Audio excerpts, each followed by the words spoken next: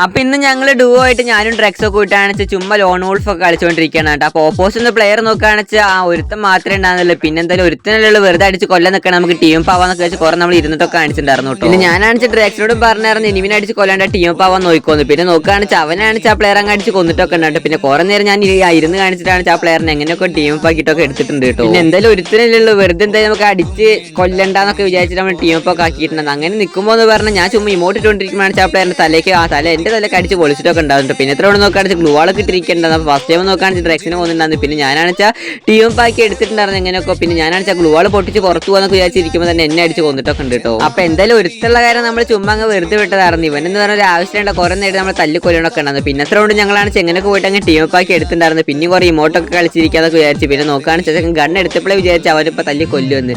അങ്ങനെ തന്നെ അവൻ്റെ അടുത്തേക്ക് പോയിട്ടാണ് അവൻ്റെ തലയ്ക്കൊക്കെ വെച്ചിട്ടാണ് ആ ഡ്രഗ്സിനെ അങ്ങ് കൊന്നിട്ടൊക്കെ ഉണ്ടാട്ടോ. പിന്നെ ഞാനാണ് ഇമോട്ട് ഇട്ടുകൊണ്ടിരിക്കും എന്നെ അങ്ങ് കുത്തി പിടിച്ചിട്ടൊക്കെ കൊന്നിട്ടൊക്കെ ഉണ്ടായിരുന്നു കേട്ടോ.